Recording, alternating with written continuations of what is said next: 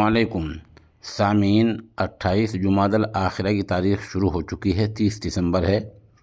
خبر کا عنوان ہے آج ہی کے دن عراق کے صدر صدام حسین کو پھانسی دی گئی تھی۔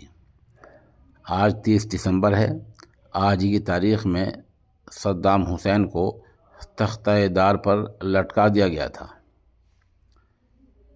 وہ عید کا دن تھا۔ امریکہ کا کہنے کا مطلب یہ تھا اور کرنے کا مطلب یہ تھا کہ پوری ملت اسلامیہ کو رنج ہو اور کوئی بھی آدمی تہوار خوشی کے ساتھ نہ منا سکے۔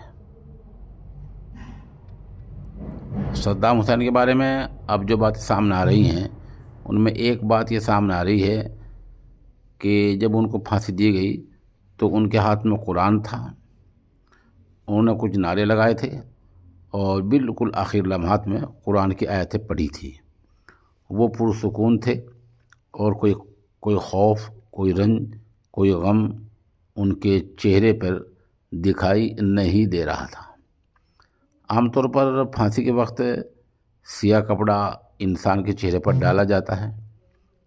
جلاد کا کہنا یہ ہے کہ سیاہ کپڑے کو صدام حسین نے منع کر دیا تھا اور یوں ہی بالکل کھلے منہ پھانسی پر لٹکنے کا ارادہ ظاہر کیا تھا، اور جلاد نے کپڑا ڈالا تو صدام نے اس کو ہٹا دیا تھا۔ واقعی یہ بہادر شخص تھا۔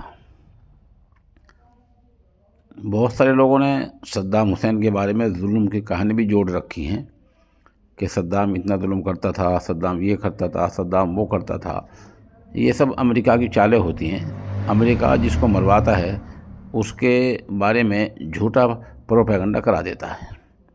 یہ حال صدام حسین کا ہے۔